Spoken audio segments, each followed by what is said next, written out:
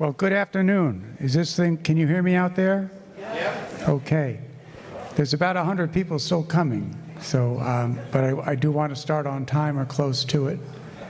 My name is Greg Sheldon. I chair the Destination-Groton Committee. Destination-Groton's mission is to tell Groton's quintessential New England story and help bring it to life. Today, thanks to a generous grant from the Mass Office of Travel and Tourism, we will celebrate America's 250th anniversary and share Groton's role in contributing to the founding of our nation. Voices of Revolution, Groton's legacy at Bunker Hill and beyond. I now wish to introduce Peter Cunningham, Chair and longtime member of the Groton Select Board, to welcome you all here and to kick off today's lecture.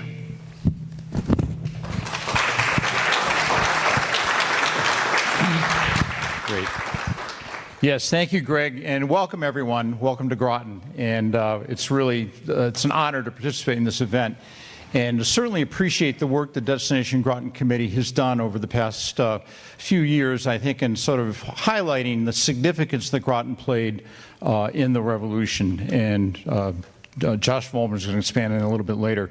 But it's great to be here today and to recognize all the people that have been working to make this happen, and to sort of, I think, educate a lot of people who may not really appreciate the role that Groton played. And it was an outsized role in the Revolution.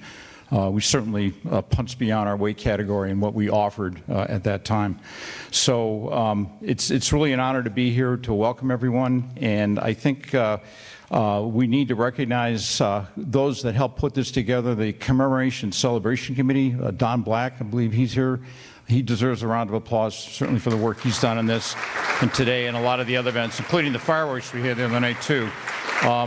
The Groton History Center is just opening a new display or exhibit down there, which people should take some time to visit. That's in the Botwell House. And we certainly, appreciate the work that they do to keep our history alive and present for people to get to know and everything too. So that essentially, welcoming you. I'm glad to do that on behalf of the Select Board. We've, I think, been very, focused on what's going on this year, and it's great to see people here today turning out and to learn a lot about Groton's role in the Revolution. So with that, turn it over to Greg. Yep. Thank you, Mr. Chairman. It is now my pleasure to introduce Joshua Vollmar. Joshua is a lifelong resident of Groton and has been researching, writing, and speaking about local history since 2016. A recognized community historian, he runs classes and tours on local history, writes articles on local history for the Groton Herald, and serves on the Groton Historical Commission. Joshua has worked at the Groton History Center and has led tours of the Old Mansion in Concord. Working as an historical consultant, he documents the history of houses in the area. My pleasure to welcome Joshua Vollmar.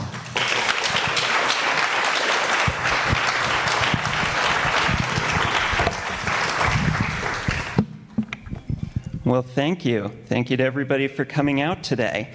I'd like to express my thanks to all of the sponsors and participants in today's event.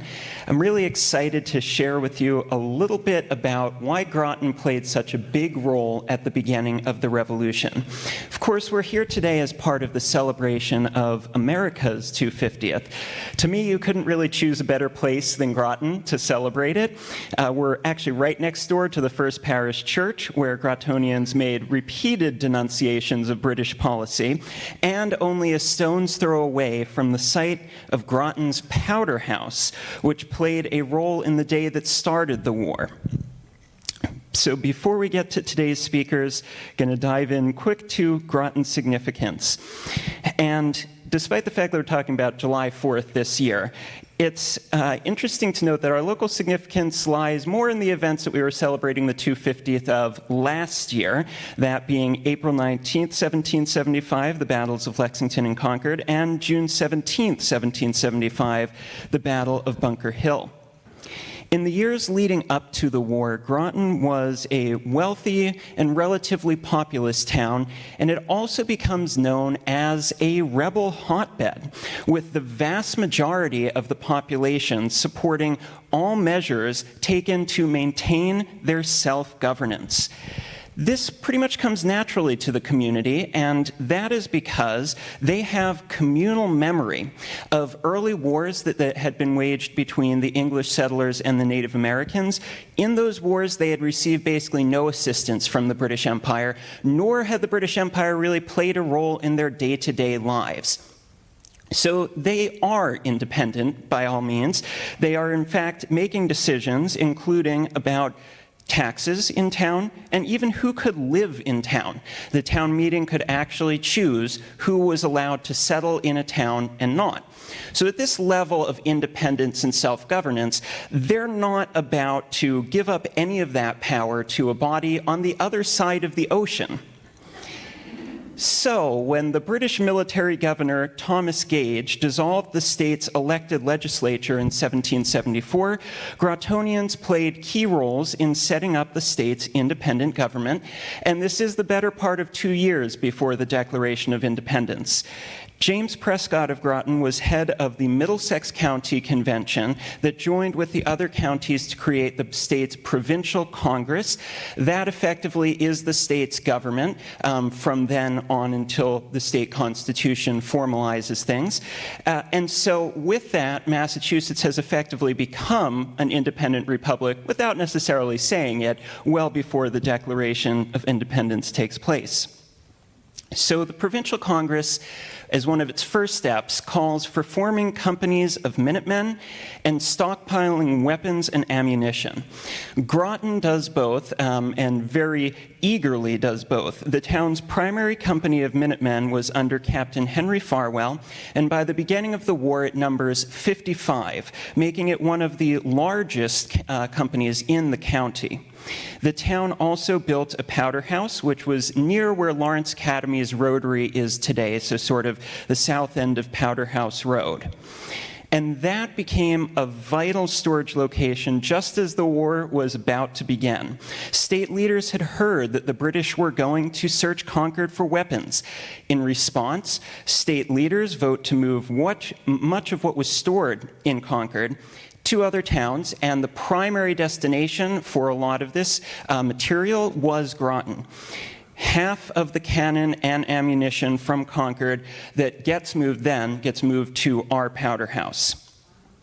When the supplies arrive here on the evening of April 18th, 1775, you can imagine it might have created a little bit of a stir. People see these supplies coming into town. What's going on?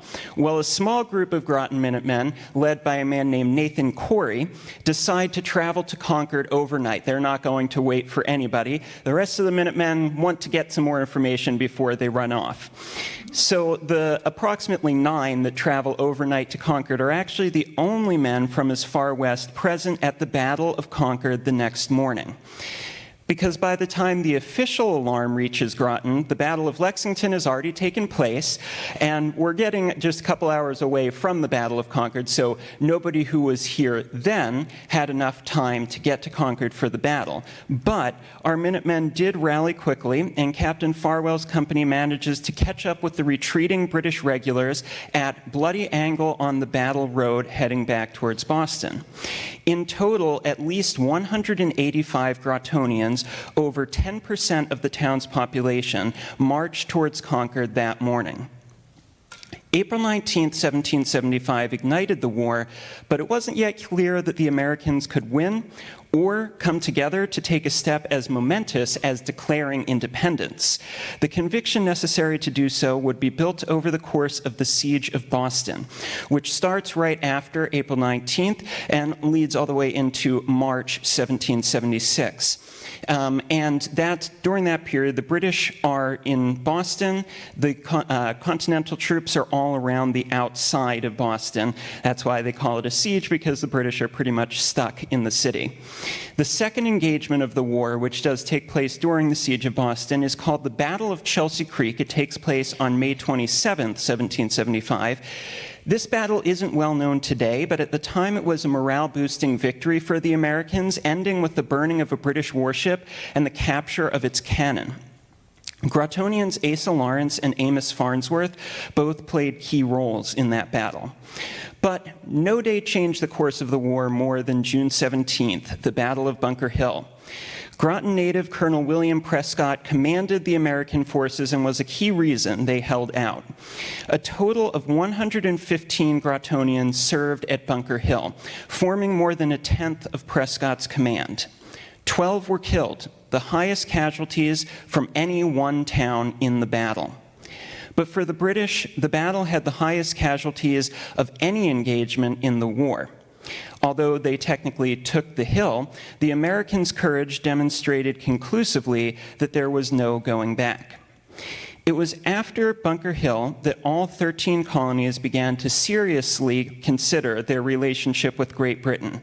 Without June 17, 1775, and more broadly what took place in Massachusetts that year, we would not be celebrating July 4th, 1776.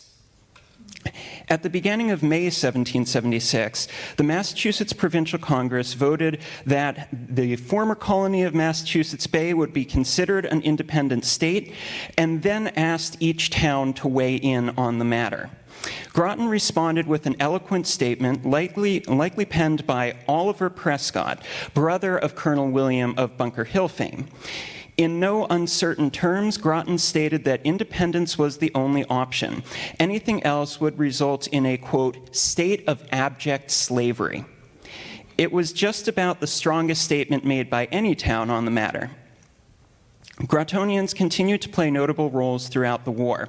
So if this has piqued your interest, I'd recommend checking out the audio tour of Revolutionary War sites in town, which I put together last year and can be found on Destination-Groton's website. Now it's my pleasure to introduce our next speaker. Amelia McNutt is a historian whose work spans the Revolution and both World Wars. She is the author of America's First Soldiers, which explores the stories of the men of Massachusetts who defied the British Empire and created the spark that became our nation. Amelia is a native of Massachusetts with a lifelong passion to uncover the unknown stories of America's military history, encompassed in her mission statement, "Learn the stories, don't let their glory fade." Her current project is a series of books entitled Chasing Rommel on the Americans in Normandy. We invite you to sit back and join her and travel to Lexington, Concord, Arlington, Cambridge, Charlestown, and Boston between April and June of 1775. Please join me in welcoming Amelia.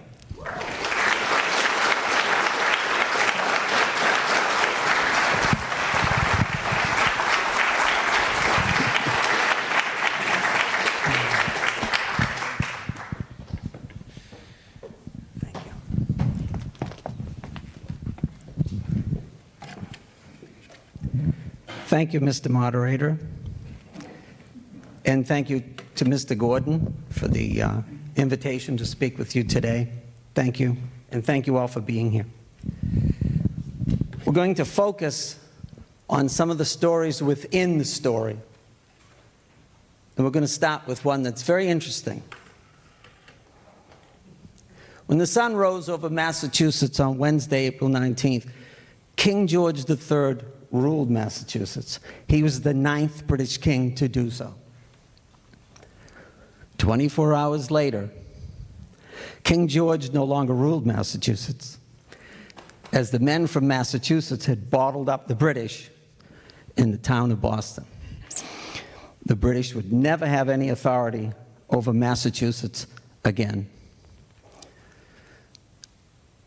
1% of the residents came out that day. That's all. 1% of Massachusetts residents fought the British Army. That doesn't include the people that were watching on the sidelines and such. That's the Massachusetts militia. 1% one day. Why were they so motivated? A few reasons. In Massachusetts in 1775, 90% of men owned their own property. Welcome to the New World. That was the difference between what was and what is. In England, 10%. About 30 years before the Battle of Lexington and Concord, there's a massive immigration of Scot-Irish and borderers into the colonies. You know who the Scots people are? The Scot-Irish are the Scots who go to Northern Ireland. The borderers are the people, think of Sherwood Forest. They're the people north of civilized England and south of uncivilized Scotland.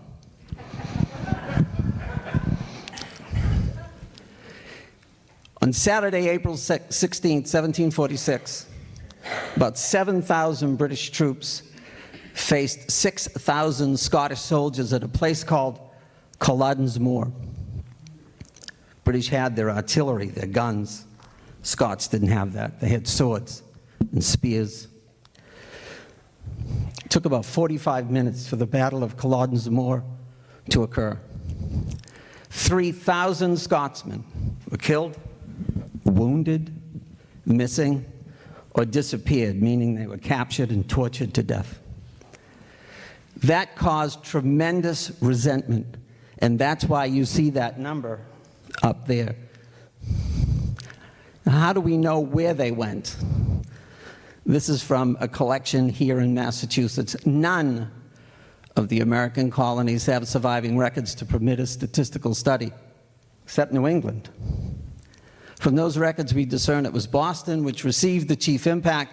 It was Boston which was corrupted by them, obviously written by an Englishman. Amongst those who came to Boston, a large percentage of skilled craftsmen, skilled shopkeepers, and small capitalists, and they stayed. What does that mean?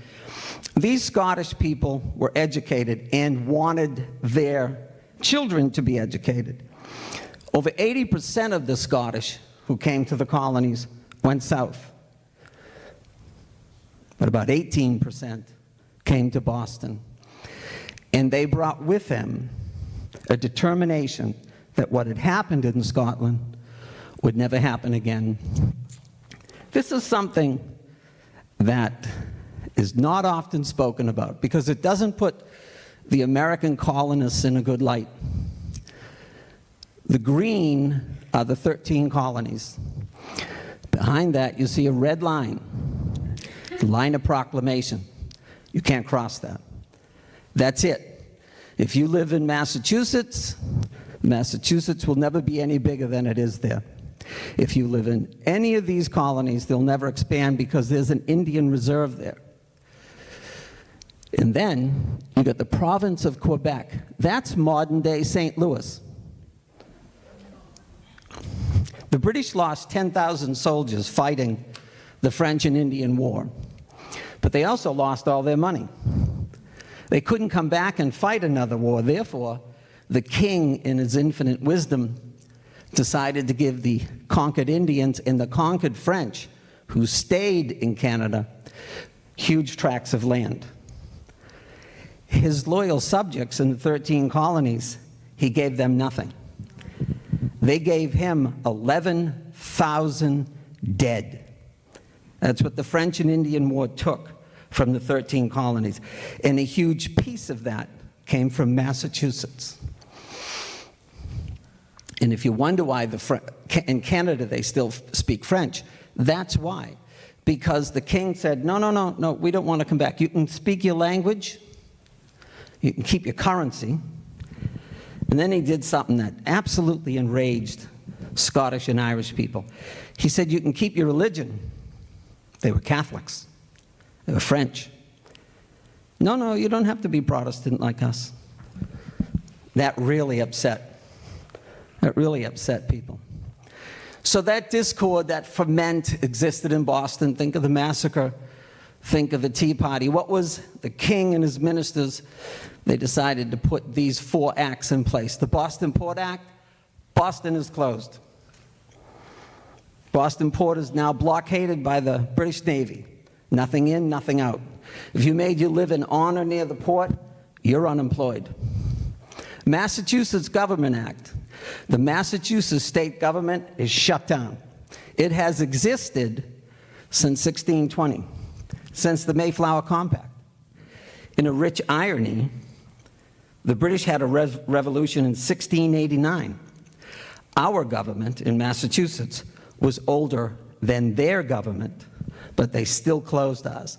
They then closed our court system, and then to make all of it worse, the king said, I'm putting my soldiers in Boston, but they don't have any place to go. So if you have some space, if you wouldn't mind, could they be in your pasture or your barn? If they were an officer, they knocked on your door and expected to live in your house, and you fed them. All of that and other events, as so well described by our moderator, brought us to Lexington and Concord. But on April 19th, one of the most catastrophic events of the day is remembered as Battle Road. When the British lost the battle in Concord, they're stuck in Concord Center, and they remained there for hours. Meanwhile, from the Battle of Lexington and Concord, rumors have gone from horseback, people running, people walking, telling anybody who would listen about the massacre in Lexington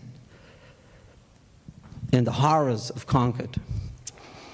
So there's about 1,000+ angry militiamen around Concord. And the British have to get from Concord to Lexington. That's their first plan. They had a very incompetent Colonel Smith. Colonel Smith fashioned a plan, and I'm going to show you what happened on the first leg of the trip with a video.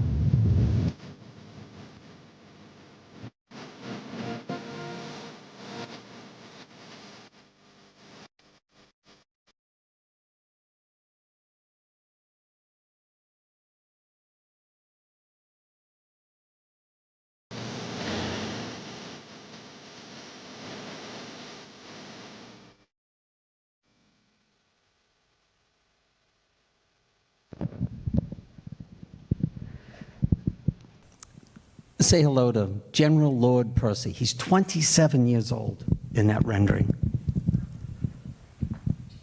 Looks a little older than that to me.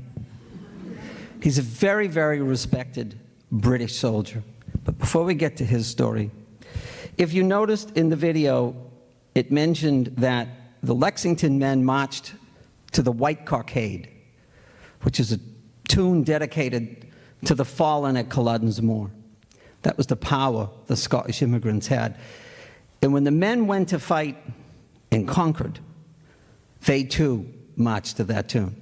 It was played all day long whenever there was a fifer and a drummer, as the militiamen continued to gather. General Lord Percy is personally selected to go out and rescue Colonel Smith and his men who are in Lexington. Percy believed, like a British general would, his plan was absolutely infallible. He put the bulk of his forces in the middle, and then he ringed that group with captured colonials. He said, they'll never attack their own people. Then he put what they call flankers on the outside, young, fast men in the front, old, slow men in the back with 2 cannons. Percy believed that the colonials didn't stand a chance. Well, there was a general in Lexington, a Massachusetts militia general, General Heath.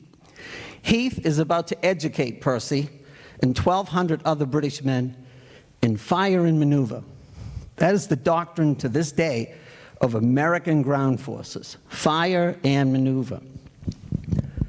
What Heath does is he creates a concentric group right around that column.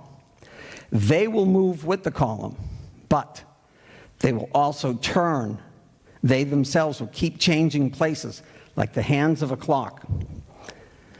It is General Heath who will tell them where to attack and when to attack. Sides, front, or the other side. It's carnage. The British take an awful beating. And you're going to see that now with another video as they try to go from Lexington to Boston. He believed he had created a perfect plan. He had not.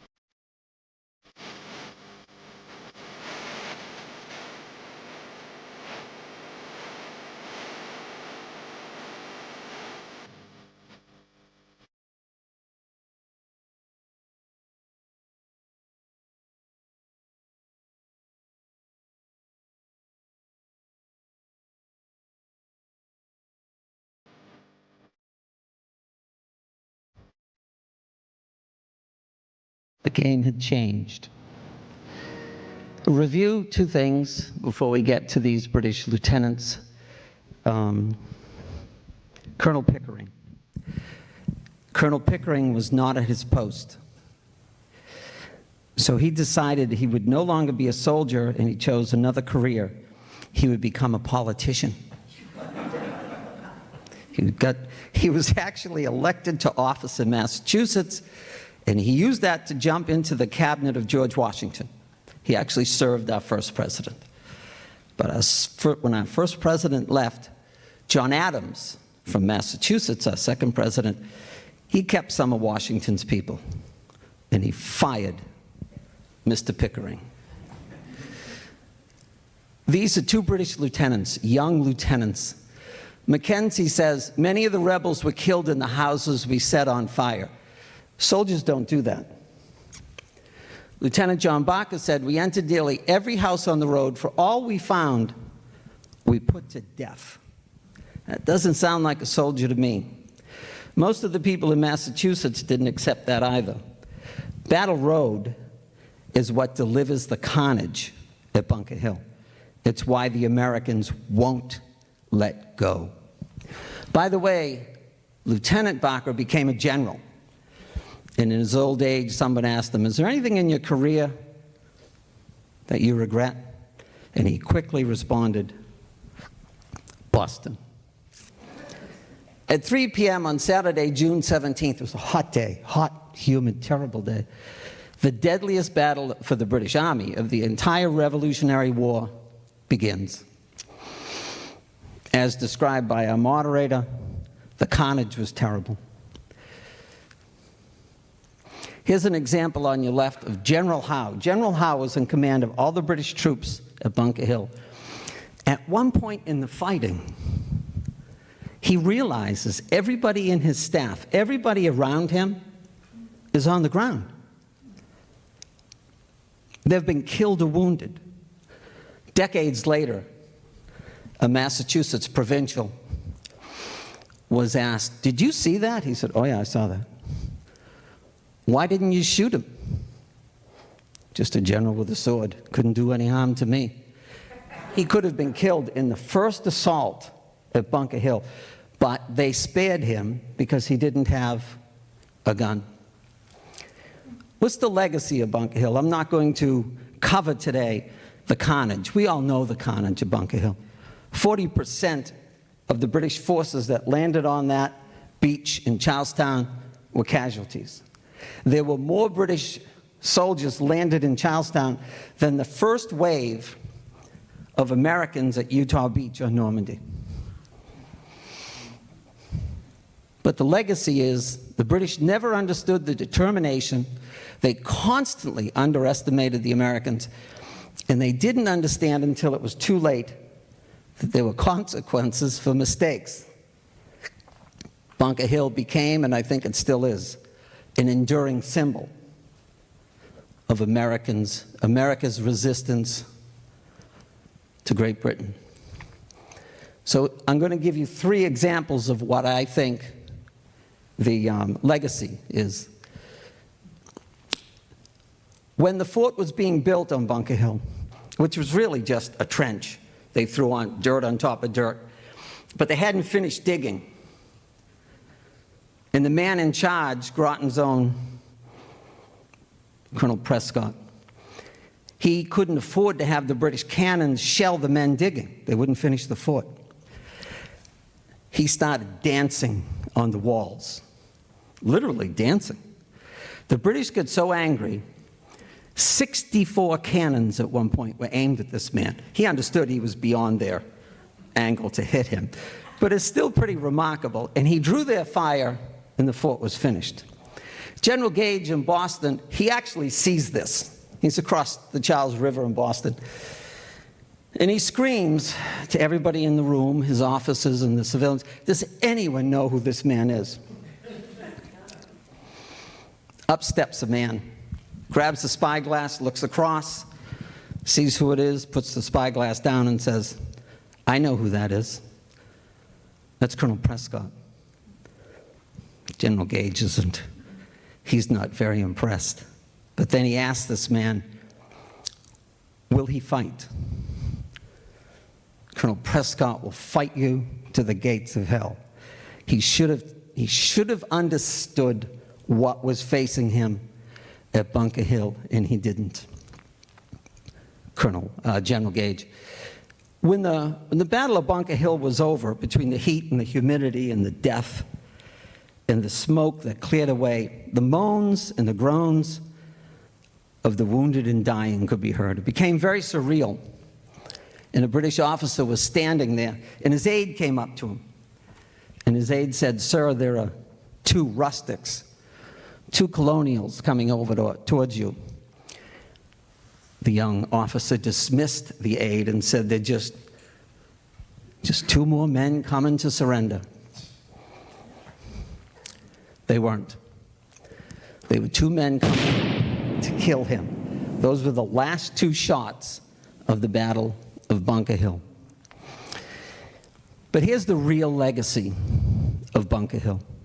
Those are the four generals that the King of England sent to crush the revolution: Gage, Howe, Burgoyne, and Clinton.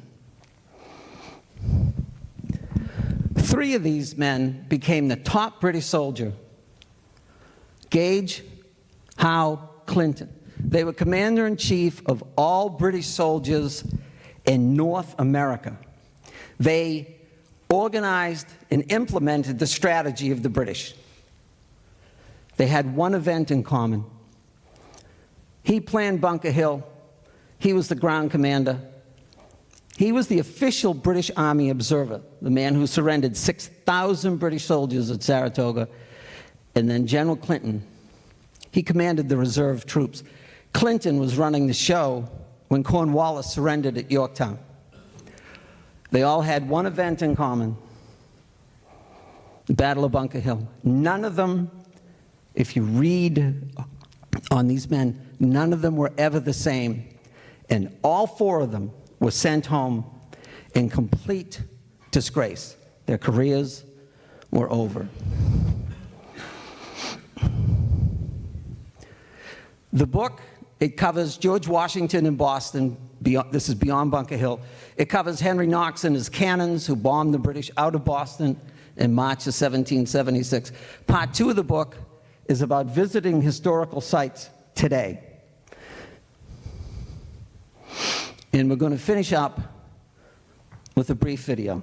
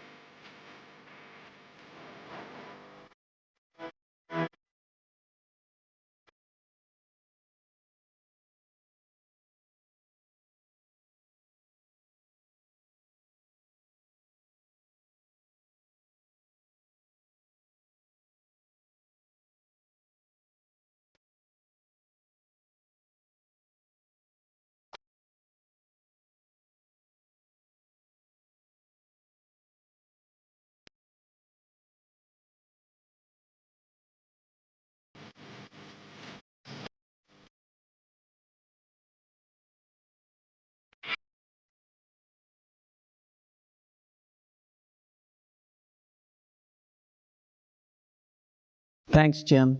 That's it. Thank you, everybody.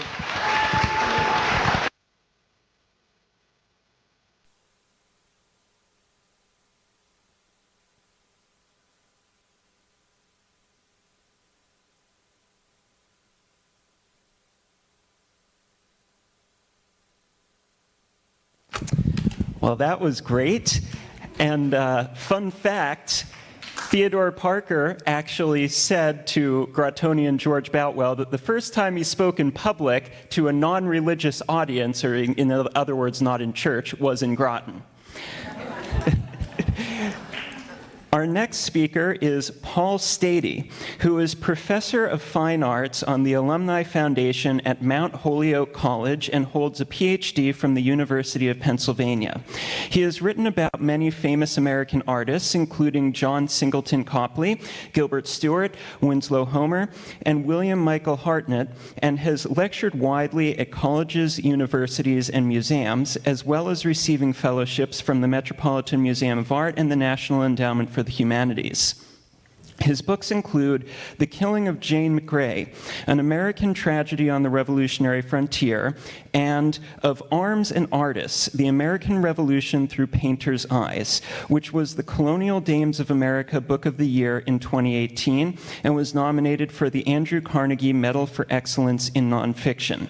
Today, he is speaking on Picturing the American Revolution, how artists captured the story of the revolution and shaped it along the way.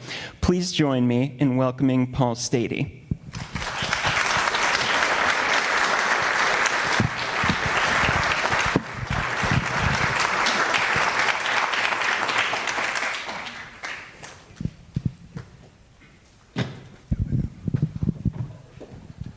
Good afternoon. It's really nice to see you here on such a nice day, perfect day, I'd say, for all of this. I'm going to be talking about works of art, and I want to start with a proposition. And it is that works of art from this period, from the founding period, paintings, prints, sculpture, architecture too, were essential items to the founding of the United States. That's actually a big claim. And let me tell you what I mean by all of that. The start of the revolution, if you think about it, in 1775, it was really asking native-born artists to examine whether they wanted to carry forward their inherited status as British subjects or whether they wanted to contribute as a citizen of the United States, of the new republic. And mostly I'm talking about the artists John Trumbull, Charles Wilson Peale, and Gilbert Stuart. Like no previous generation, they faced breathtaking historical changes that deserved or even maybe demanded to be painted for the people of their time and for posterity. They all recognized in very different ways the gravity of the moment that they were in, and they, after all, had their futures unavoidably transformed by the great events of the unfolding era. Independence, warfare, diplomatic triumph, near collapse, sovereignty, the Constitution, the rise of the federal government, and the presidency. That's a lot to face as an artist, or anybody for that matter. In such a charged environment, their experiences were, on the one hand, compelling, captivating, at the best of times.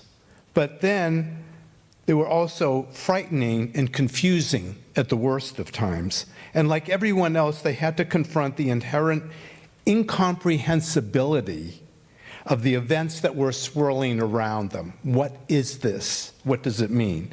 And through all of that, they would come to narrate the revolution to the citizens of the United States. Because the U.S. quickly arose from, as you heard, a popular uprising, it was at first unstable, you might say even inchoate, and thus in need of images, rituals, new images, new rituals, new mythologies that could not only replace the old British ones, but might also stand to bring a diverse population, a disparate population, together as a functional union. For most Americans then, maybe now too, the notion of a national citizenship was inherently incomprehensible or incompatible with cherished local identities by which people had been defining themselves for generation. Each state, each new state was to some degree, a nation unto itself. Did the citizens of Massachusetts naturally feel an intimate bond with the people of South Carolina in 1776? Not really. Who were those people? They were all strangers.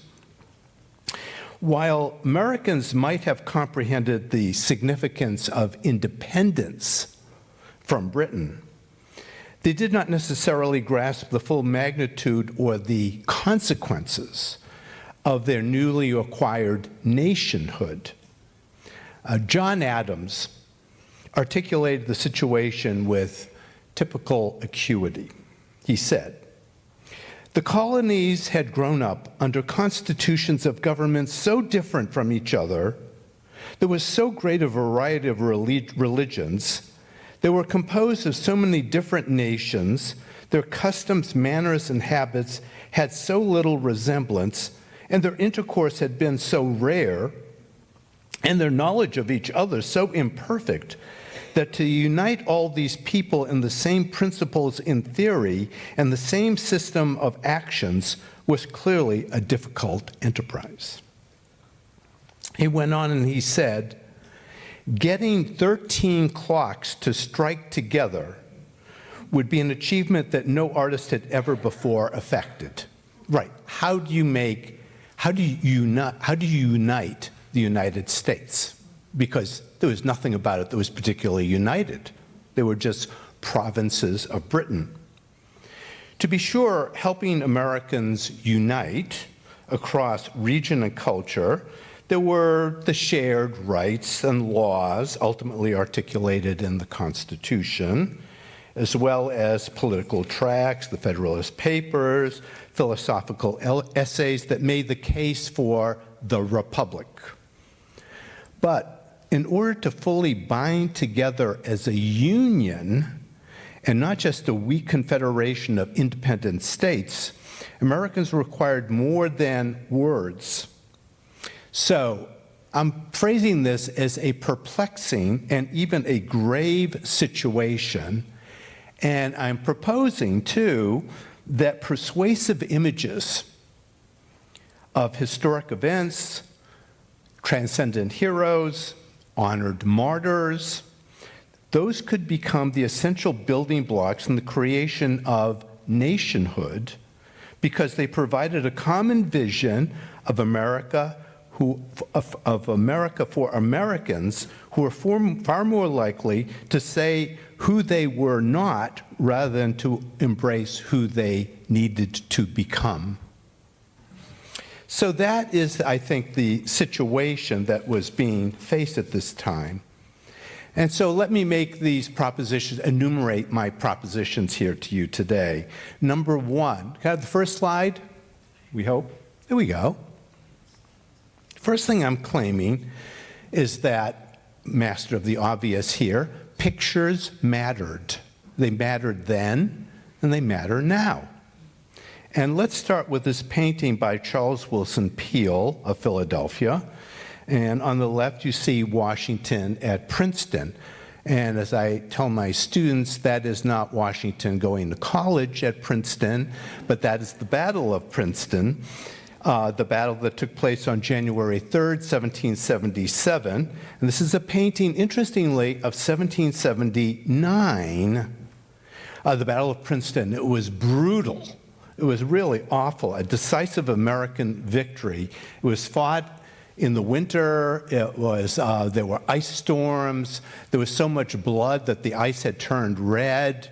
It was a terrific, it would seem to be a lost battle until Washington actually got on horseback and led troops into the teeth of the British war machine. And Charles Willson Peale paints this picture, and think about the difference between what I just described and what you see in the painting. He paints that in 1779 while the war is still going on. It was commissioned by the new state of Pennsylvania to hang in the State House, what we now call Independence Hall, but that's the State House. And this is what, next slide.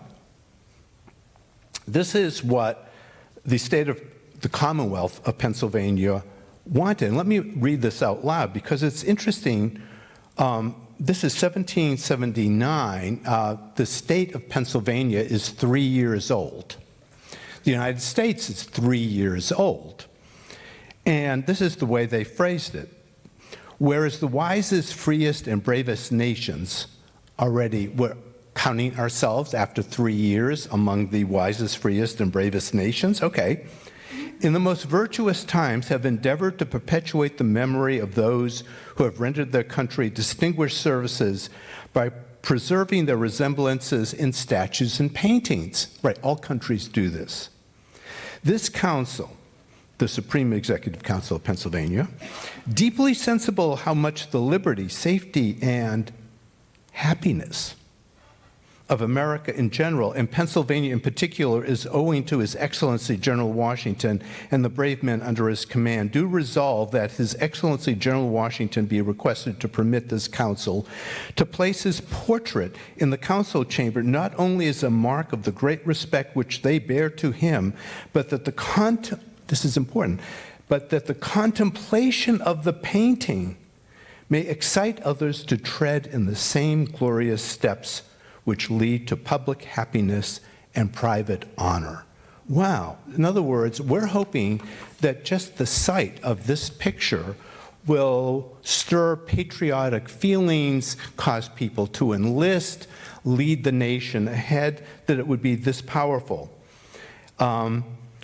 This new nation needed to do what all great nations do to honor their heroes, and this image will inspire others to emulate Washington now as the revolution churns on, and presumably that it would continue to do so for generations to come.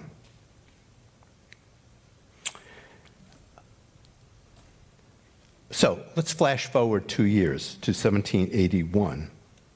The British are losing at Yorktown. It's almost over.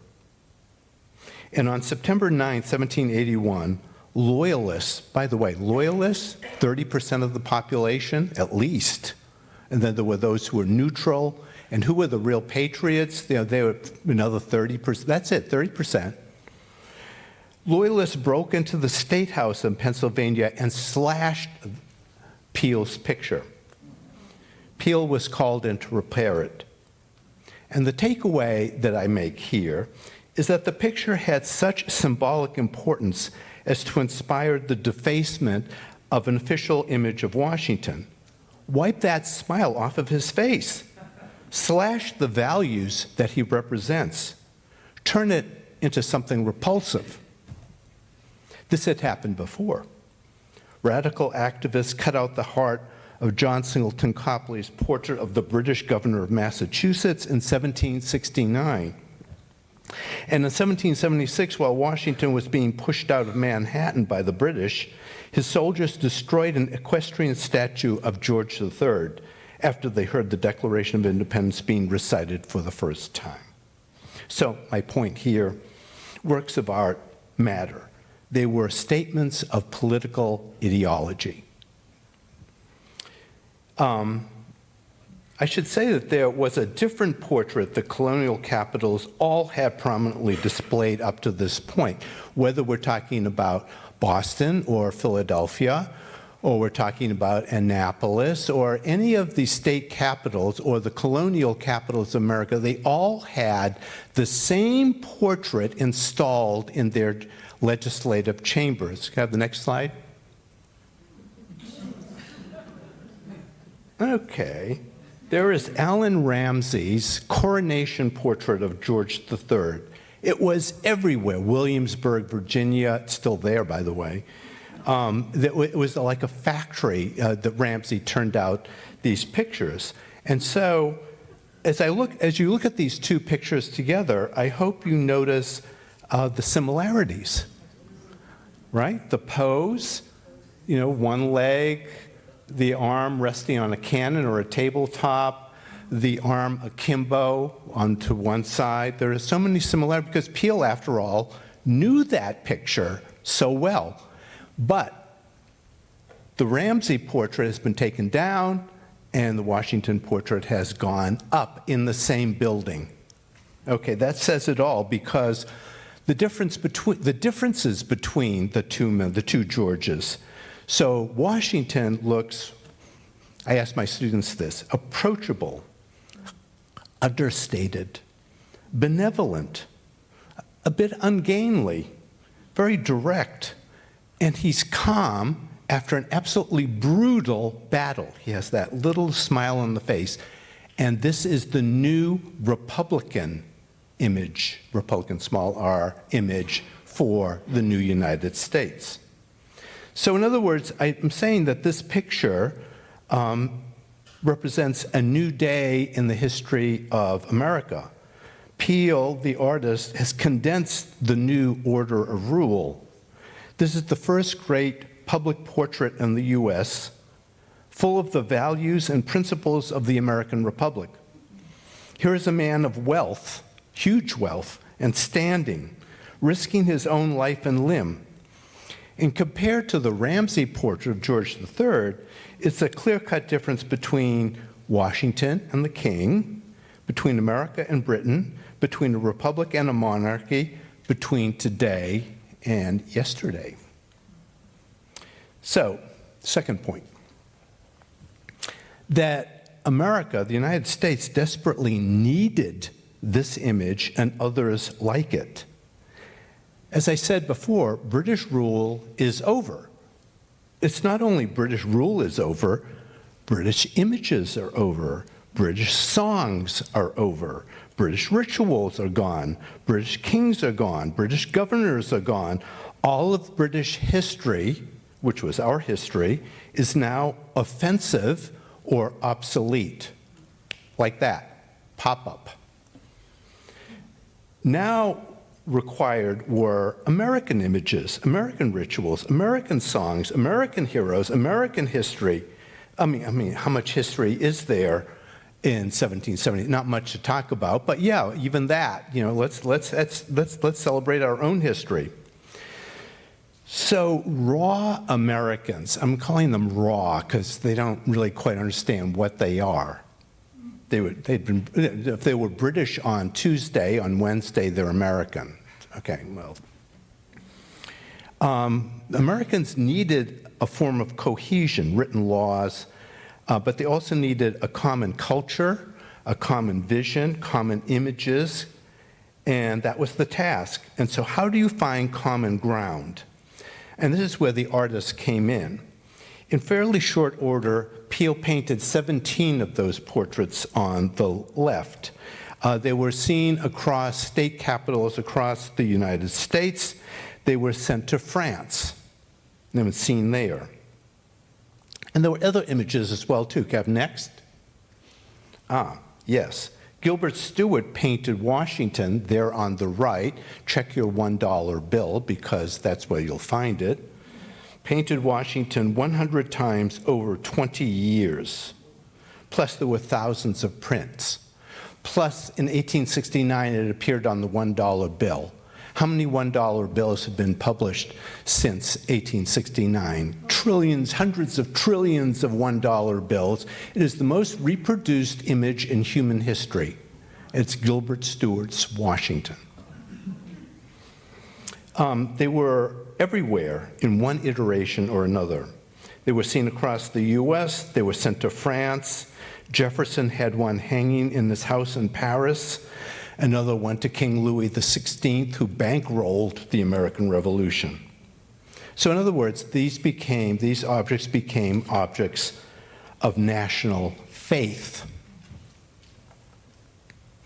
The third point I'm going to make, these objects are to America what the, this is an outrageous claim, what the Iliad and the Aeneid, I'm not going to include the Odyssey, we can go see that this afternoon, what the Iliad and the Aeneid were to the Greeks and the Romans, except that these figures and events were real. You know, it's not like some mythological, distant story of origin, but these people you could shake hands with. And these stories form the backbone of the American mythos. If you were asked to call up in your mind right now, call up an image of the fateful summer of 1776 inside Independence Hall. Next slide. I suspect you're going to call up some version of John Trumbull's painting of the Declaration of Independence. Or let's say, next slide, you were asked to call up, I don't think you are going to call it up, General Washington resigning his military commission in December of 1783 in the Annapolis State House. You might recall or call up this John Trumbull painting. Or if you were being asked to actually think about what did it look like at Bunker Hill, at General Joseph Warren's last moments in 1775, next slide, you might call up John Trumbull's famous painting. It's really an incredible work of art that he painted in 1785 of the Battle of Bunker Hill. And next slide. And then, of course, circled in blue is your William Prescott, tucked in there. And maybe someone can tell me after this is all over, what's up with the hat? Why is that and do you go to battle with a hat like that? Why is Prescott always associated with that hat? Or if you were asked to call up what Washington looked like as President of the United States, next slide, maybe you would call up Stuart's portrait of Washington during his second term as president. So these pictures have kind of stuck. This is how we help to visualize or help to internalize what the revolution was like. I mean, to be sure, there were other images that were available, prints, 19th century paintings, but by artists who had no firsthand knowledge of the revolution. I would say these by Stuart and Peale and Trumbull are more compelling, touching, rousing, noble, original than any of the other ones. They were widely seen then and now.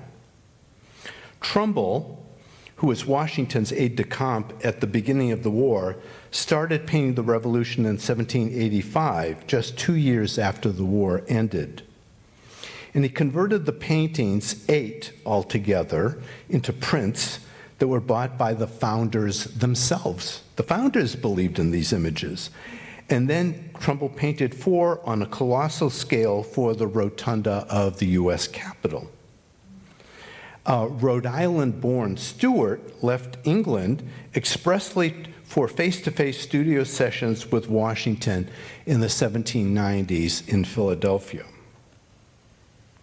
My point here is that these paintings have affected American history by establishing a set of stories and heroes that we eternally recall and invoke whenever they then, or we now, want to conjure up America's origins, what it looked like.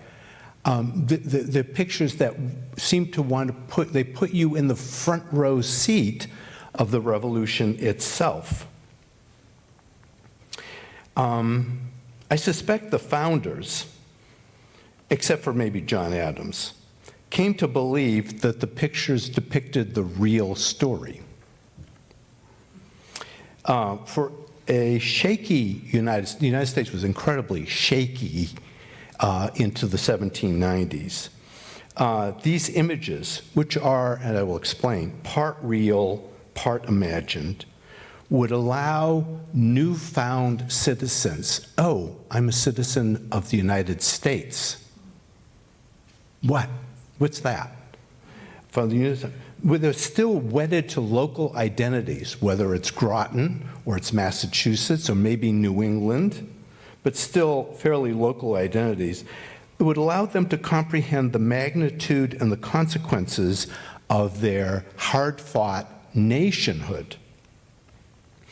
This was part of the process of what Adams called getting those 13 clocks to strike together.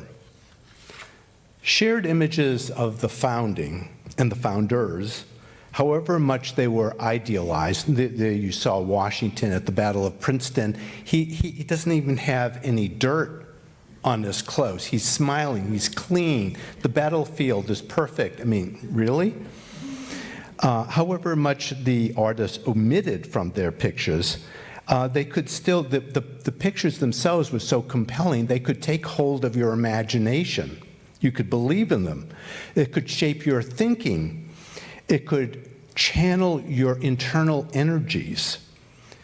They might knit together South Carolinians and New Yorkers alike, and therefore become essential building blocks for a nation that is being quickly formed after a revolution. And you might ask the question, well, did they do that? Really? I think the answer is yes, somewhat. Sectional differences, of course, remained. Do I need to mention the Civil War, which is a kind of consequence of the original 13 colonies? And we might say that sectional differences are still quite intense in the U.S. But the pictures certainly do something as to try kind of draw people back to essential notion of nationhood. Okay, my next claim, I don't know what I'm up to, 4, 3 here, I'm not sure which. That these pictures set the stage for the American Republic, literally. Next slide. There we are in the rotunda. There are the 4 John Trumbull paintings. From left to right, the Declaration of Independence, the surrender at Saratoga, the surrender at Yorktown, and on the far right, Washington's resignation. And what we're looking at here is June 9th, 2004, as a casket burying the body of Ronald Reagan is being, well, you can't actually see the casket, but you can see Congress assembled in the rotunda for the event. Reagan's casket was carried up the steps of the United States Capitol as the battle hymn of the Republic played. In the rotunda, here, under the Great Dome, military pallbearers laid it on Abraham Lincoln's catafalque, where it was ringed by Trumbull's epic pictures of the American Revolution hanging on the rotunda walls. Could the symbolism be any more intense? I mean, this is the origin, and here is the past and the present pulled together in this moment. The paintings become almost like secular versions of the icons found in, let's say, Catholic churches. This is it. Next slide. Same thing with John McCain's funeral, which you see here. So the religious analogy is much repeated. Okay, the next slide. Here we are in the old House of Representatives chamber of the North Carolina legislature. And there, as you can see, is a copy of Stewart's Washington hanging behind the speaker's pulpit. Oh, did I say pulpit? I meant podium. Just the way that altarpieces preside over church services. Yeah, sure. That's exactly what's going on. It's not for nothing, the next slide, that on January 6th, the goal of those who entered the Capitol building was to get to the rotunda, which became like the sacred vault of the America's origins. And so here is, everybody shooting selfies in front of Trumbull's pictures, like we've arrived. This is it. It sort of confirmed whatever it was that they were thinking at this particular moment. Again, pictures matter, I guess. I mean, the arrangement, the place, the dome, which is the dome what looks like St. Paul's Cathedral in London, that all of this matters. Next slide, please. Gilbert Stuart's two portraits of Washington, there's a full-length and a bust-length, they were first hung in the White House as early as 1800. And ever since, every president has had to measure his tenure in office against that withering gaze of Washington. And so here, right, it's almost like history. I'm looking at you. Are you going to measure up? And whatever it is you're doing in office, history will judge you sooner or later. And this is, then it serves that function. Did you live up to the values of the Republic? Did you, next slide. Yeah, so you'll see it. My last point, caution. Next slide. It would be a mistake for you to insist that these images are faithful or impartial documents of the events and figures that they depict. Many folks think that they are seeing history when they see these pictures. But let's remember, this is art with all of its 18th century conventions. I tell my students the first thing that historical paintings like this of the Declaration, this is actually June 28th, 1776. This is not the signing, this is the presentation of the document. June 28th, 1776. I tell my students that, that the first thing that history paintings damage is history. But at the same time, I say, but that damage is history because this becomes the lasting image. This is what everyone believes in. It is powerful stuff. So it's important history too. But this art with its 18th century conventions, that is to say, artists must use the facts. Trumbull traveled around all over the place to take portraits. It took decades to get this picture finished. He researched the subject. He found the legislature. He lived with Jefferson in Paris as he began painting this picture, and he interviewed Jefferson over many months about what it was like in there. Can I have the next slide? There is Trumbull's sketch. Well, down below you can see kind of a faint outline of the painting. But above, you see a box with, a little marker. That's Jefferson. That's Jefferson drawing for Trumbull. This is what it was like in there. This is where the doors were. These were the tables. He got it wrong.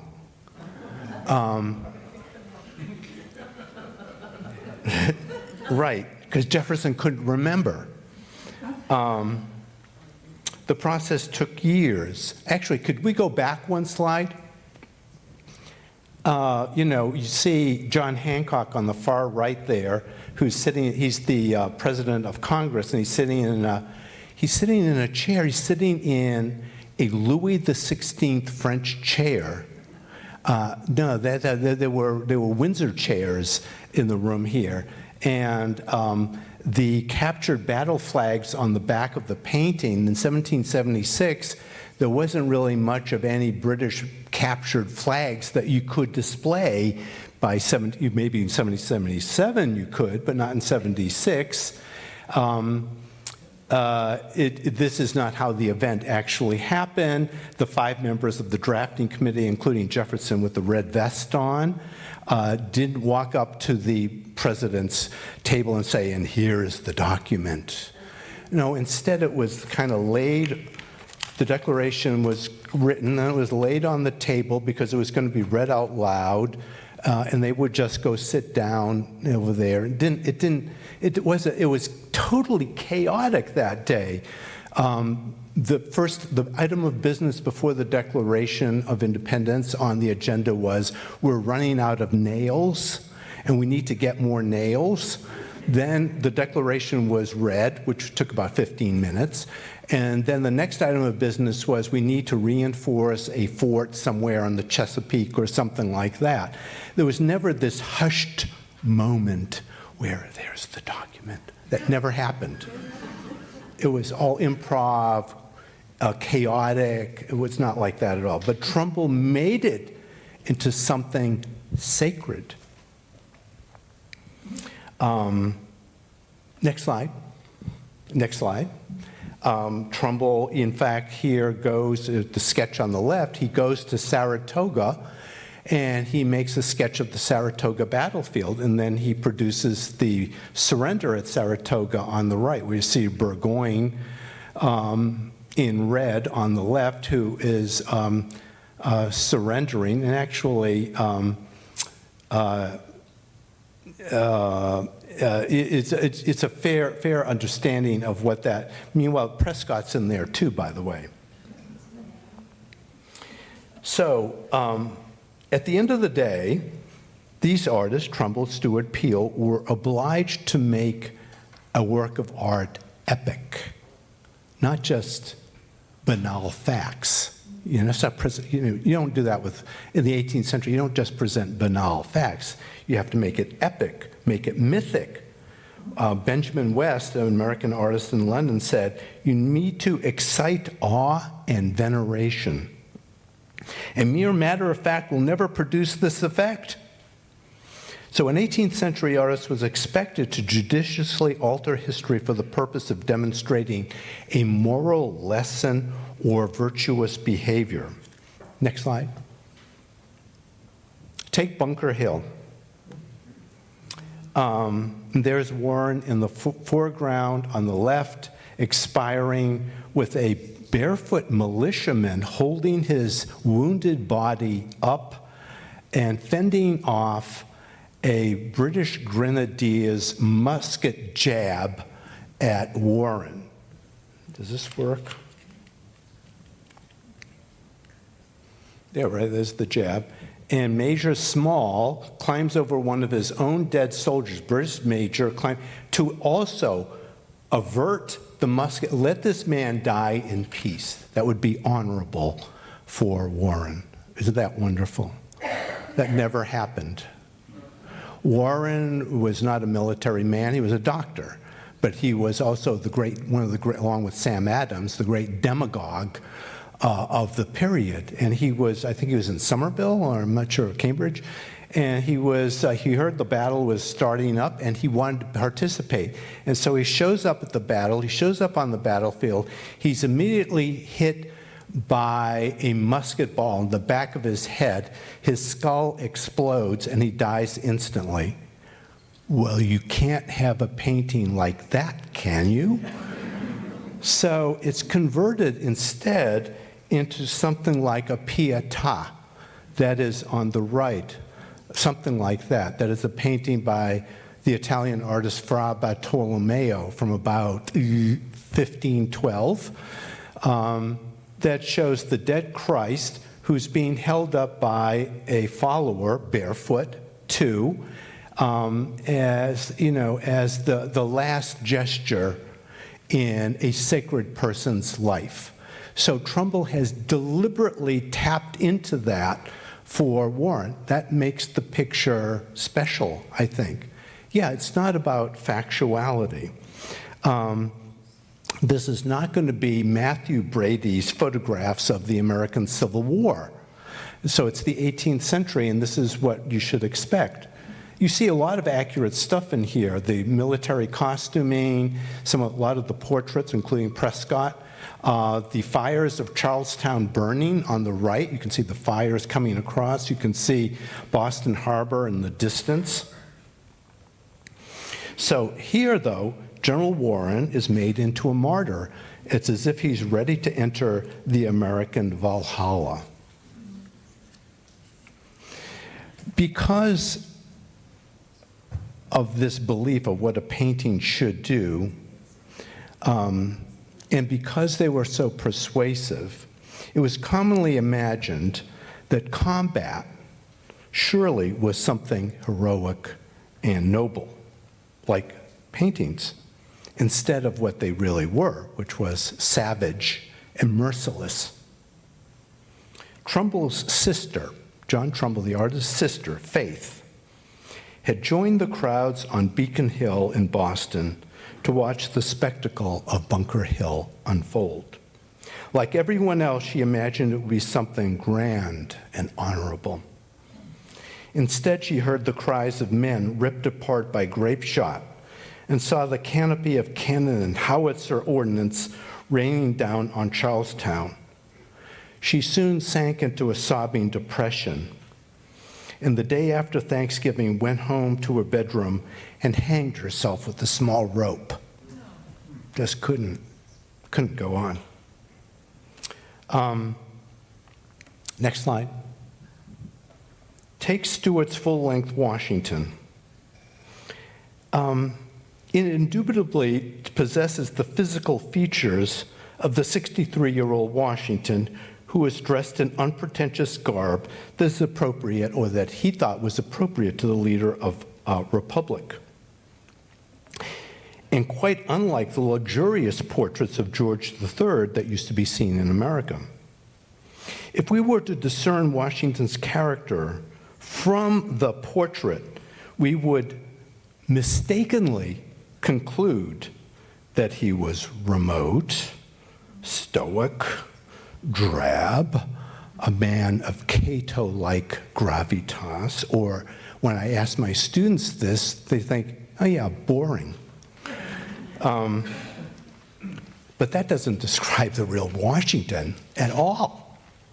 After Stuart met Washington for the first time in Philadelphia to paint his portrait, face to face, Stuart said this: all of Washington's features were indicative of the strongest and most ungovernable passions. Had he been born in the forests, he would have been the fiercest man among the savage tribes. But that's not what this portrait is, after all. And once, when Stuart walked into Washington's rooms, when the Capitol was in Philadelphia, and he was going to go in for a sitting, he saw Washington, open the door, and he saw Washington there, grab a man by the lapels and throw him across the room. That was Washington. But, the characterization of Washington was repeatedly confirmed by his contemporaries. That is, he could barely keep a lid on it his entire life. But Stuart's job as a painter was to make a plausible and idealized image of Washington, one that converted the man of intense passion into the man of, what shall I call it, presidential wisdom, whom we all know. John Neal, a critic and a novelist, wrote in 1823 that Stuart's portrait right there of the president was, as he put it, less what Washington was than what he ought to have been.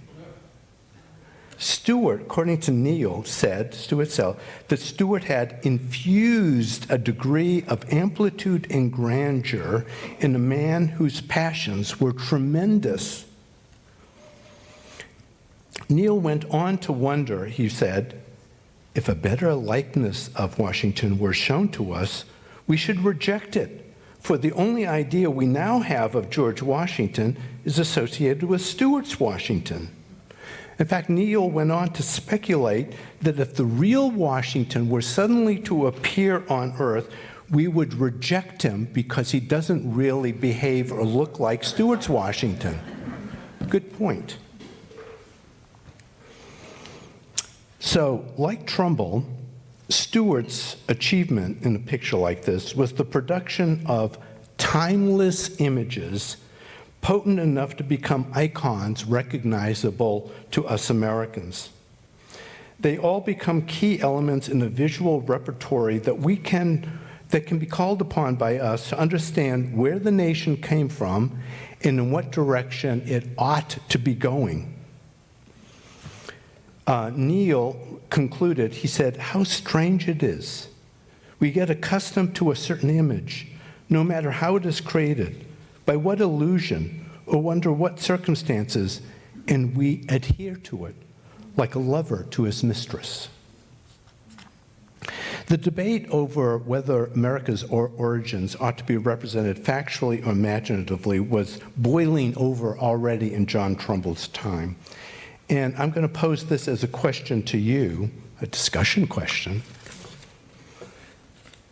Can we have the next slide? Here we are in the Capitol. When Trumbull finished these pictures in the rotunda, he asked John Adams to endorse them. What do you think? 81-year-old John Adams looks at these pictures, and Adams writes to Trumbull what he thinks about Trumbull's pictures. After all, there is Adams right there in the picture in the middle. Adams opens up with some niceties. "Oh, it's nice to be hearing from you, you know, how nice, we've spent so we've talked together, talked with each other so many times in the past, this is really great." And then after dispensing with the niceties, Adams then launches a frontal attack on Trumbull and all forms of state art, past, present, and future. Adams goes on to lecture Trumbull. "You will please to remember that the burr and the pencil, the chisel and the trowel have in all ages and countries of which we have any information, they've all been enlisted on the side of despotism and superstition. Architecture, sculpture, painting, and poetry have conspired against the rights of mankind." Whoa. In other words, I hate your picture. So in Adams's moral universe, art was the supreme instrument of mendacity, of sophistry. He warned Trumbull, the great artist of the American independence, that he too was on the threshold of becoming an enemy of human rights and becoming an instrument of despotism. He went on, he said even more. He's told Trumbull, he advised, "Truth, nature, fact should be your sole guide. Let not our posterity be deluded by the fictions under pretense of poetical or graphic license." Don't do that. So Adams wanted the truth, the whole truth, and nothing but the truth. He said, "If historical justice should fall prey to the allure of fable, that will be a catastrophe." He then went on to say, I might have to add, that everybody now already people believe that that Dr. Franklin's electrical rod smote the earth and outsprang George Washington. That Franklin electrified him with his rod, and thenceforward those two conducted all the policy, negotiation, legislature, and war. Right, so Adams wanted log the banal facts. I only want the facts. At the same time, Trumbull wrote a letter to Jefferson. And could I have the next slide?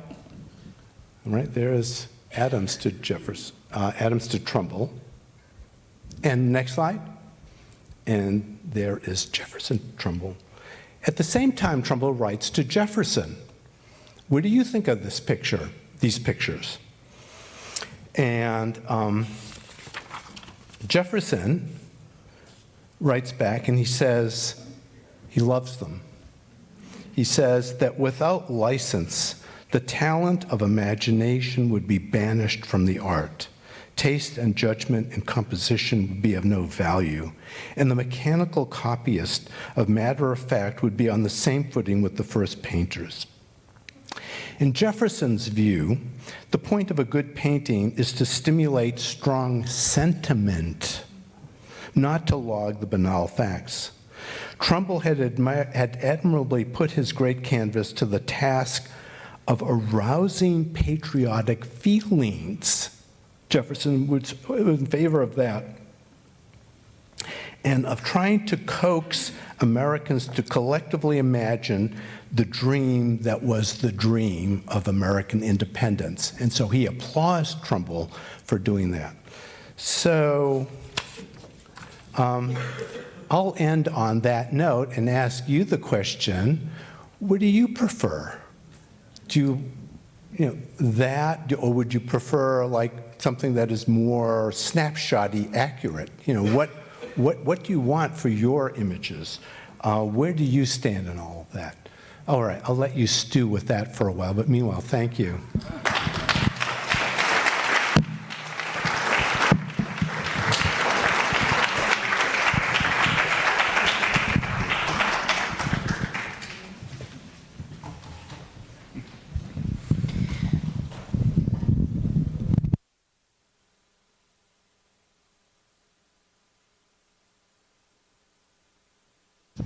All right. Thank you, Paul. That was fantastic. Our final speaker today is Julie Hall, president of the Charlestown Historical Society, co-founder of Bunker Hill 250 and the Brothers of the Battle of Bunker Hill Descendants program. She has worked on Revolutionary Roadshow, which will air on GBH later this month and features locals.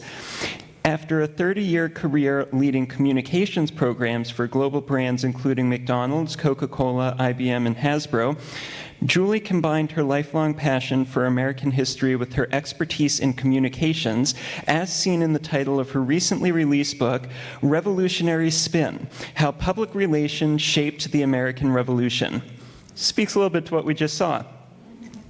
She will share a few thoughts on the historic connection between Groton and Charlestown and the recent collaborations between our two historical societies related to the 251st anniversary of the Battle of Bunker Hill.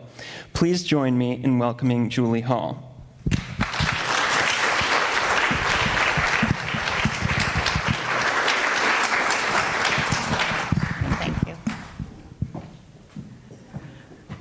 Good afternoon, Groton. Greetings from Charlestown. So, my name is Julie Hall. I have the great honor of serving as the president of the Charlestown Historical Society, a role that I've held now for going on 8 years. Never thought I would last that long, but here we are. It was also mentioned that I'm the founder of Bunker Hill 250, a program that we planned for several years with Revolutionary Spin that celebrated the 250th anniversary of the Battle of Bunker Hill last year. We thought it was one and done. We didn't expect there to be so much interest this year, but with the 250th of the country, people seemed to wake up and realize that it was the 251st of the Battle of Bunker Hill. And that is how I got to know Joni and Pat and her wonderful sister Christina. They came to us with a wonderful artifact from, does everybody here know about the artifact, or is this gonna be, oh, wait, you just wait. So I won't see any of you sneaking out now to go catch some of that sun, because it's a great story. I also have the great pleasure of serving on the board of the Bunker Hill Monument Association and the Dr. Joseph Warren Foundation. Where is Paul? There you are. In my book, I actually talk quite a bit about the importance of images. You know, having spent my career in PR, I was often looking at images to use to persuade, but also looking at images to get rid of and make sure they never saw the light of day.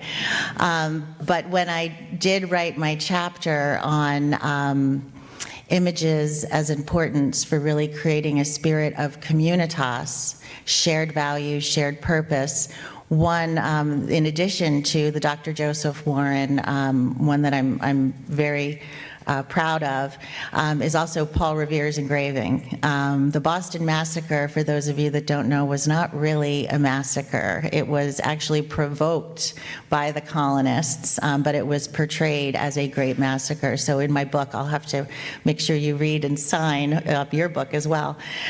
So I am very, very happy to be here today, and thank you for inviting me.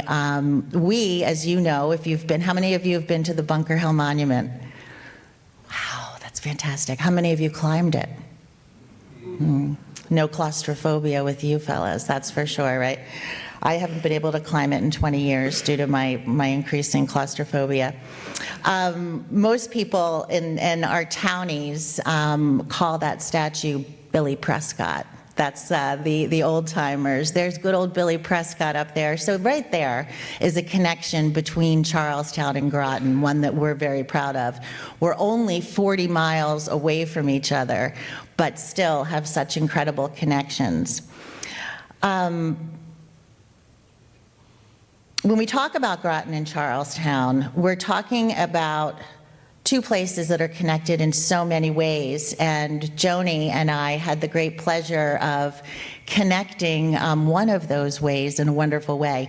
Joni actually met one of my board directors, Don Ryan, at an event last year, and Don is a self-made historian. He's an economist by training, and decided that he really wanted to learn more about good old Billy Prescott. And he started researching and wrote this book that's fantastic and was just out. That's how he met Joni. So through my work with Don, we learned that Joni had a wonderful family artifact that had been handed down generation to generation for centuries that was related to the Battle of Bunker Hill. I should back up. We, the Brothers of the Battle of Bunker Hill program, set out to identify the stories of the men and boys who put down their shovels and put down their axes and marched to Charlestown to fight what was then the most powerful army on the planet. Think about that. They were not trained soldiers. You know, they came with their muskets that they were all required to have. From 16 to 65, men were required to have muskets. And they had no idea what they were doing. They stayed up all night. They were hot and sweaty. They didn't have much to drink except for rum. And your brother, William Prescott, actually was in charge of them. I had such an incredible June. June for us, we call them our high holy days in Charlestown. They start and they just continue on. This year, the city of Boston did an excavation project, which they hadn't done since the 1980s, looking at the hill and the places where the battle was fought based on maps that were from 3 days after the battle. What was extraordinary is that we knew exactly where the redoubt was that William Prescott had the troops dig and pile up, if you're familiar with what a redoubt looks like. We were able to dig down over a 2-week period and found some of the most remarkable things. It almost became boring where we said, oh, another musket ball, another piece of flint. What was truly fascinating is that we found in another section of the hill, we found a wig curler.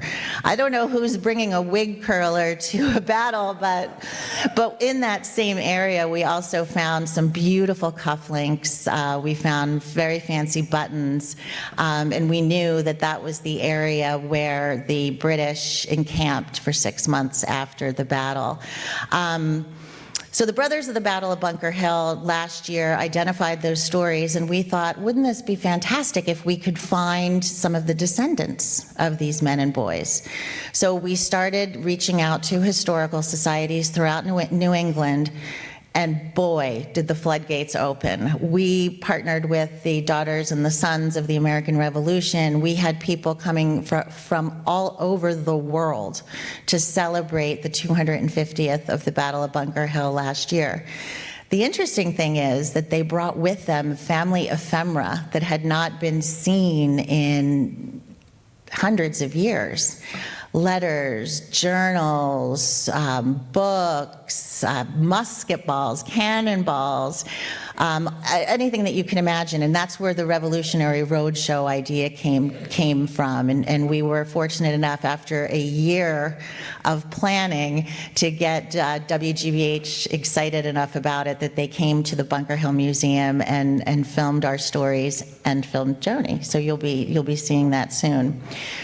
So when we talk about Groton and Charlestown, you know, one of the interesting things that I've found about William Prescott is that he wasn't the only Prescott that was pretty fabulous. You know, his brother, Oliver, actually was very important in writing what led to the Stamp Act and led to the repeal of the Stamp Act. And he was a son of liberty before they were organized. So I think that that's important to remember. You know, the Prescott family from Groton really gave us some brave men who fought for liberty before we knew what we were fighting for. These are family stories that I think in Groton have been lost to time. Asa Pollard, who I'm sure you've heard of. Has everyone heard of Asa Pollard? Yeah, okay, good.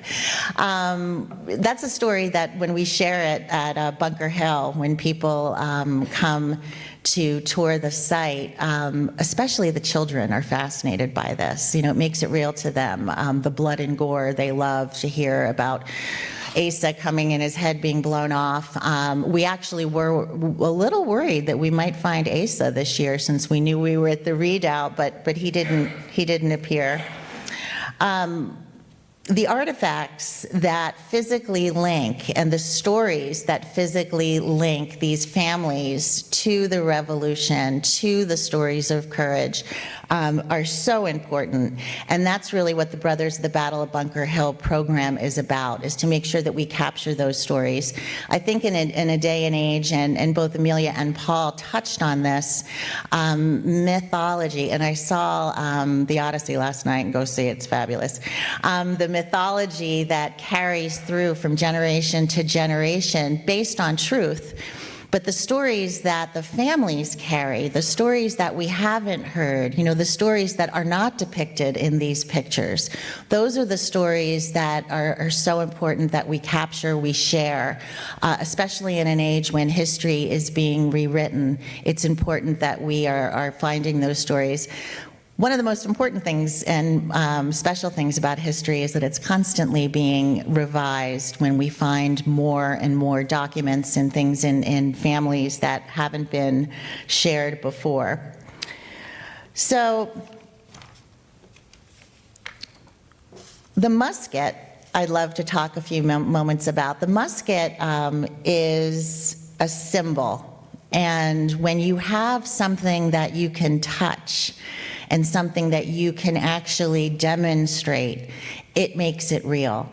How many people this year, when they came to the Bunker Hill Day Parade, Townie Christmas as we call it, wanted to hold that musket, wanted to feel a musket that had been carried at the Battle of Bunker Hill? That made it real, and that's why the Brothers of the Battle program is so impactful, and why Revolutionary Roadshow is so important.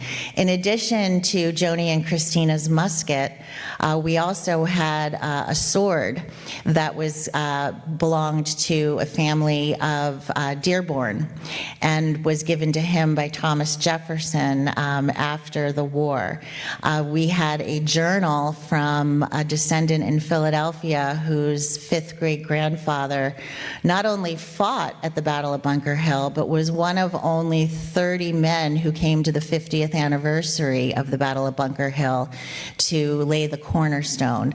One of the most rewarding moments, this was last year, we asked the Commonwealth's archives to pull anything that they had related to the Battle of Bunker Hill out for our descendants to see, and we took them all in a trolley out for a special VIP tour. And one of the things they pulled out was a, you know when you go to a party and there's a mat, they have like a picture frame mat and everybody signs their name around it. it was something similar that was at the 50th anniversary of the Battle of Bunker Hill, and this man, one of our descendants, his fifth great-grandfather had signed it and wrote something along the lines of, "What a night," you know, like lots of rum. So it was just, it made it real that these men who fought in this battle came back together to share those stories, and here is this descendant 250 years later who carried his fifth great-grandfather's journal to Charlestown to show his recollection of the battle. This is why history is so important. The American Revolution, you know, isn't just it isn't just a moment in time, it's a continuing story, and this is something you hear often about, you know, our country and what we are, what we stand for. Again, that spirit of communitas. And these little nuggets are important so that we're sharing that and that we all remember what this country stands for. My book argues, my book is called Revolutionary Spin, How Public Relations Shaped the American Revolution.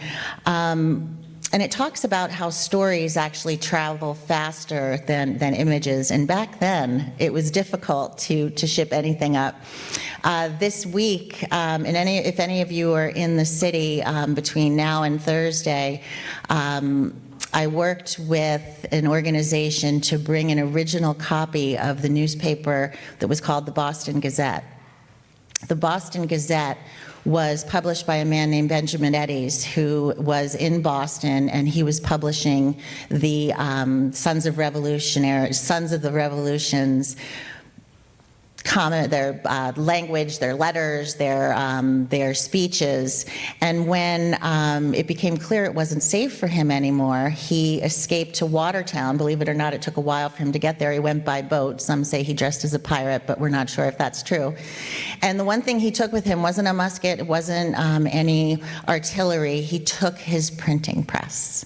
He took his printing press with him and guarded it with his life because he knew how important it was to tell that story.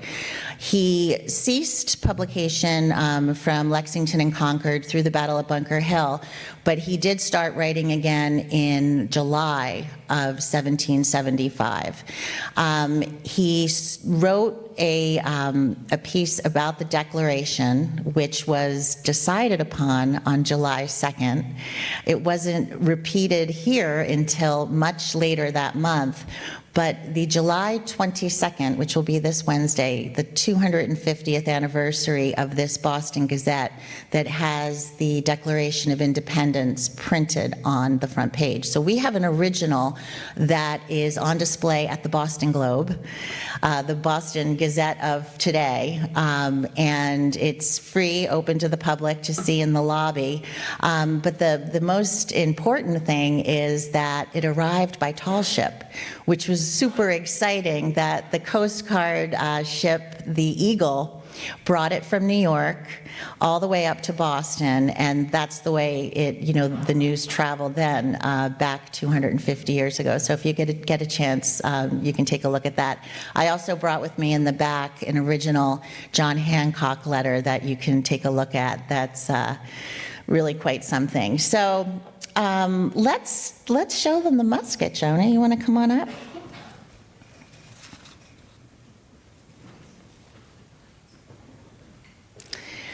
So I mentioned Don Ryan earlier. Don said to me that he had come to Groton to talk about the impact that William Prescott had on the Battle of Bunker Hill and the American Revolution, and he met Joni, right? Yeah. And he said she has a musket that was carried at the Battle of Bunker Hill by her ancestor. My fifth generation grandfather, Benjamin Parker. And how long had it been in your family? 251 years. Sure. I'm going to pass it around too. Yeah. So 251 years. Yeah, so what happened was Colonel William Prescott was standing at that battle that early morning. I believe it was about 6 in the morning. Next to him was Asa Pollard, and next to Asa was my great fifth generation grandfather, Benjamin Parker. Unfortunately, poor Asa had his head blown off by a cannonball, And at that point, my ancestor picked it up and carried it on, and thankfully for me, survived and brought it home. And it was in my family. My family home was from the early 1600s until 1981. So a lot of things were acquired that we are continually finding, and Julie's helping us find permanent homes for them so that we'll be able to place them for public viewing. And we're extremely excited to have this musket, after 251 years, return to its home and live there from then on.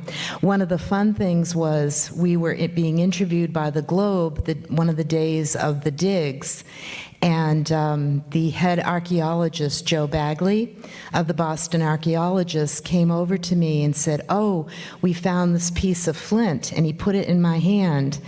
And I looked at the musket, and I had not seen this before, but the exact same kind of flint is in the musket. So I got to discover that for the first time too, which was really fun.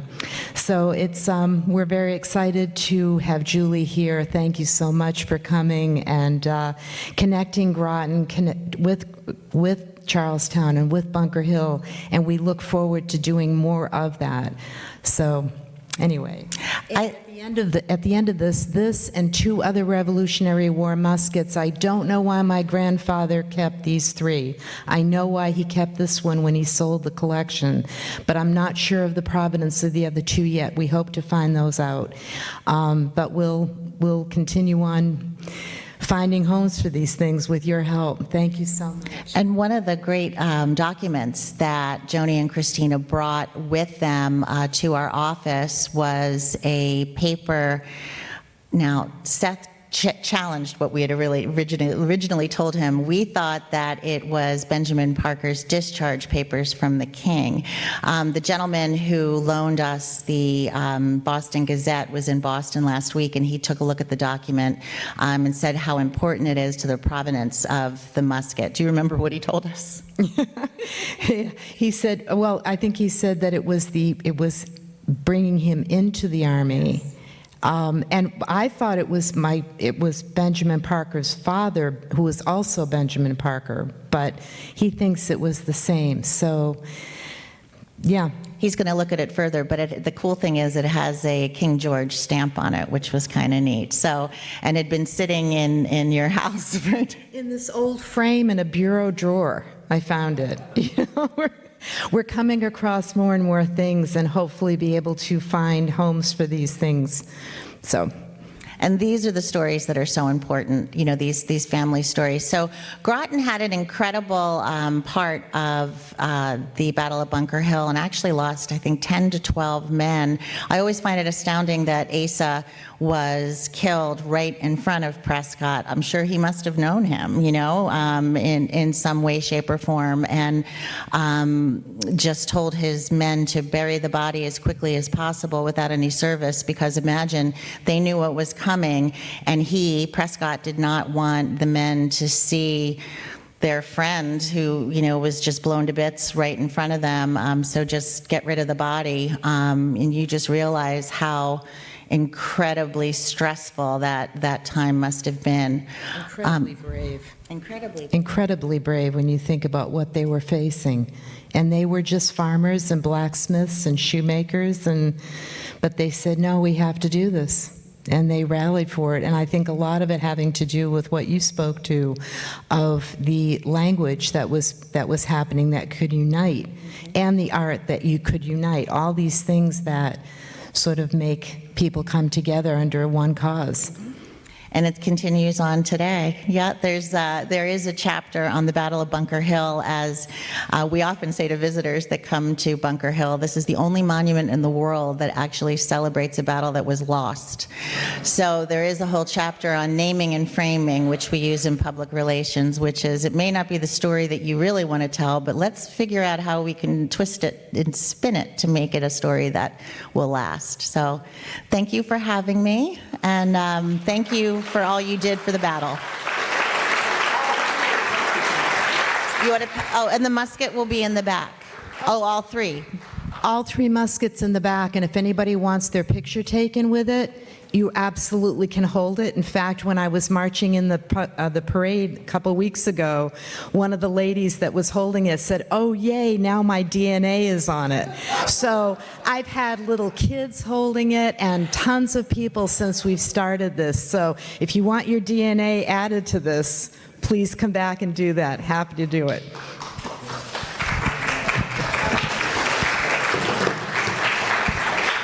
Well, thank you to everybody who participated today. I think we might have time for just one question at this point, but if anybody has one they want to ask any of our speakers.